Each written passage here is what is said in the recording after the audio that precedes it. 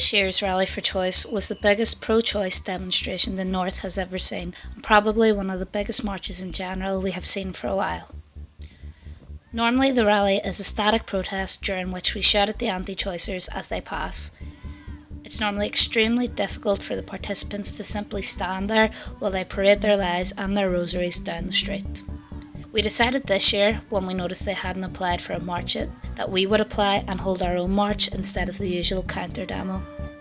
There was about 5 or 6 of us organising, with one person taking on the role of coordinator to make sure tasks were completed.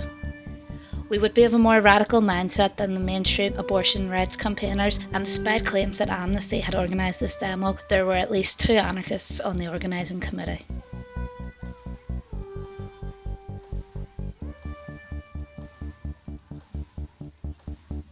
We knew we wanted this rally to be something special, for it to feel like change was around the corner and that we were part of a movement. We made over 40 purple flags with a feminist fist on them and bought in loudhailers so that the streets of Belfast would be under no illusions as to what our demands are.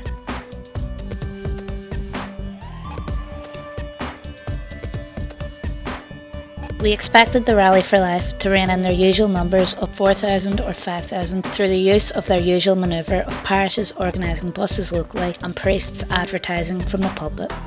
It's clear, however, that the bigots are dying out. We are no longer the silent majority. For the first time ever during these clashes, we outnumbered them, despite being on a shoestring budget and having no free weekly advertising. This is an amazing indication of where we are at in the battle for abortion rights.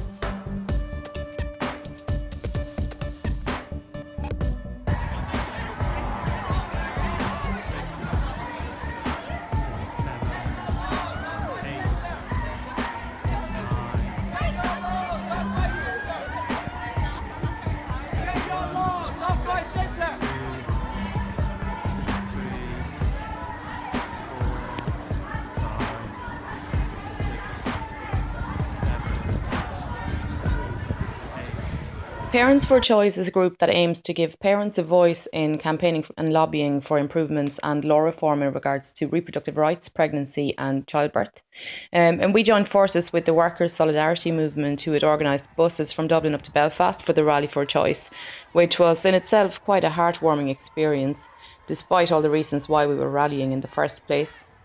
To spend the day with all these people who will spend 4 hours there and back on a bus only to walk the streets of Belfast in the lashing rain, because that's how important this is. That's actually quite uplifting.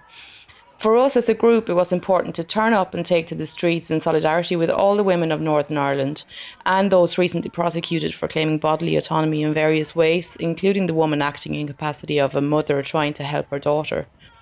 For us as parents, the prospect of facing an unwanted pregnancy or prosecution involves deep, deep anxieties, because we already have children and either of these potential outcomes would have devastating consequences for us.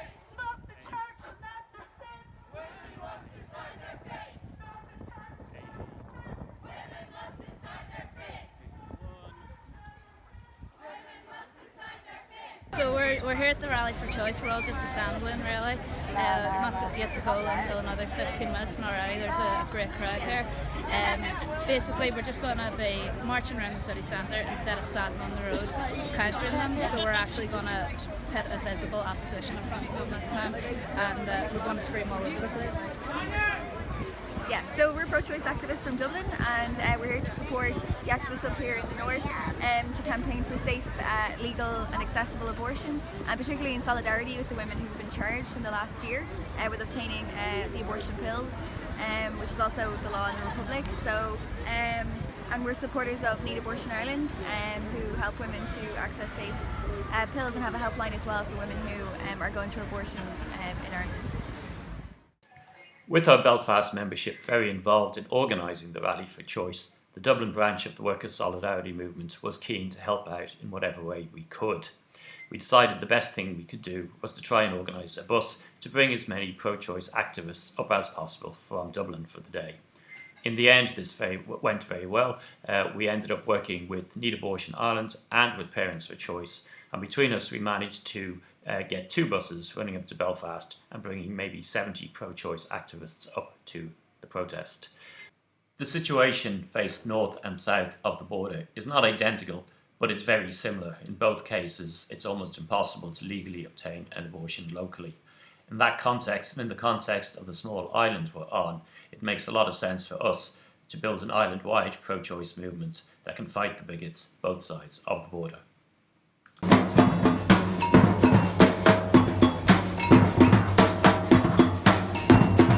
Not the church, not the state! Hey, hey, mister! Hey, hey, mister! Our bodies, our lives! Our bodies, our lives! Our bodies, our lives! Woo! Thanks everyone for coming. So it's a bit too wet for speeches, so we might just let Diana from the Dairy 3 speak. She's one of the women who handed herself in, so I'm just going to hand it over to Diana. So I'm Diana, and Kitty's here. Colette, number 3, is back in Derry, not very well. Anyway, just to let you know, we're still here. We've no word yet from the prosecution service. Is that loud enough? Stand back a bit, right. About the hand-in. In my statement to the police, I had mentioned that I was working in social work in Belfast in the 70s. Sorry. When at that time there was only very extremely dangerous backstreet abortions were available for poorer women.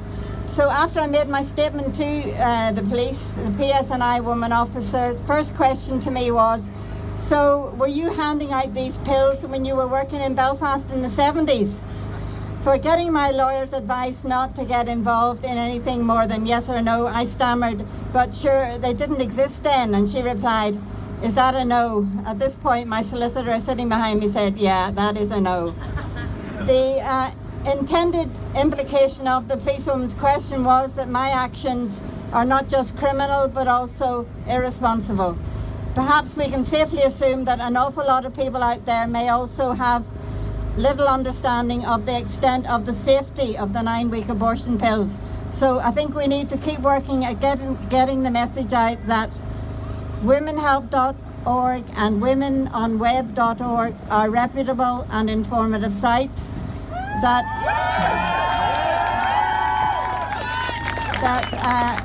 obligatory consultation with registered GP online establishes whether the pills are safe for you. The pills are sent out, the very same pills used in medical abortions in GB and Scotland.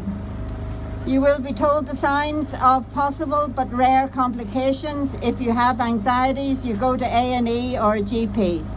There's no way to tell the difference between natural miscarriage and medical abortion. The symptoms are the same. So what we're being denied is the wraparound comfort of NHS healthcare supervision and the security of legality. In their place, we are handed only criminalisation.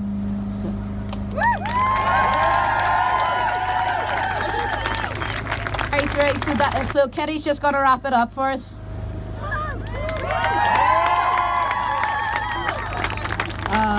Hello everybody, welcome. It's great to see this crowd. I was trying to think what I was going to say, and as you can see, it's not very much, so it's all right. When we were coming across the Glenshane Pass on the bus, there was a family standing at a doorway, and the girl in her wedding frock, and this older man along with her, and it looked like, you know, they were looking forward to a new world and everything else. And I thought, now that is tradition, the daddy giving away the girl. But that's a tradition we can all live with because it doesn't interfere with everybody's lives. It's just something that's a habit from the past. There were an awful lot of other habits in the past and in many other countries besides Northern Ireland where it's a habit from the past and it's damaging women. So here we go. If tradition is harmless, hang in there, enjoy it, but not if it's hurting women and children. The 1861 law was not harmless, and let me assure you all that all over England, Scotland and Wales, this law exists also. It's just that it's been superseded by the 1967 one over there. So make sure that you're alert to all that. The denial of women's right to control her own reproductive health is what 1861 is all about, and that's why we're fighting. And women, with the men who support them, and who all support human rights, had to fight to get us the freedoms that we enjoy today. Remember that and stay vigilant and keep fighting. No more dirty secrets.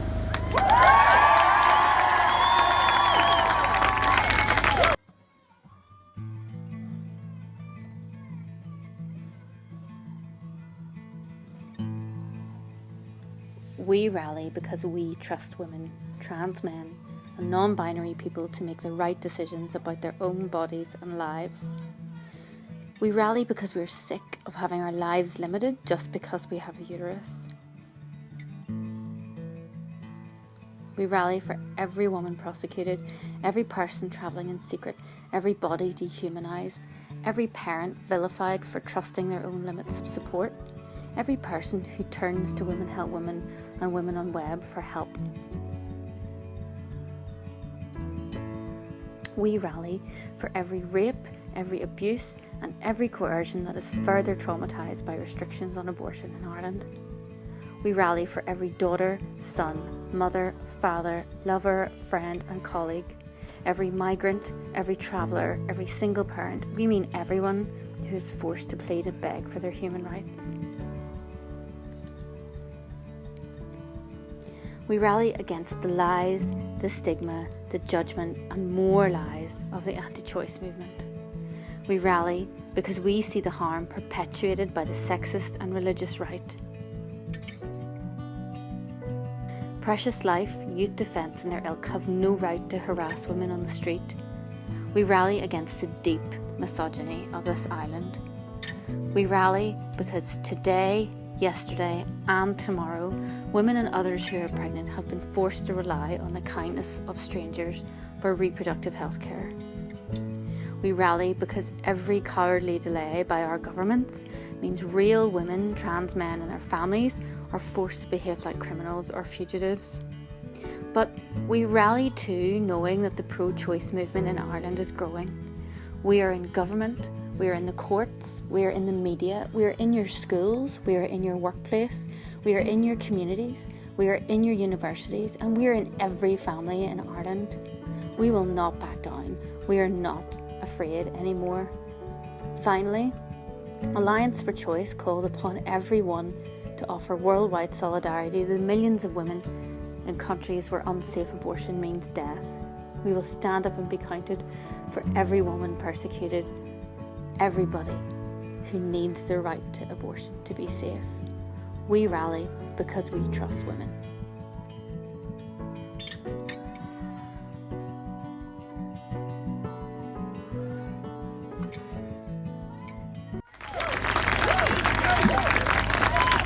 Thanks for coming, everybody.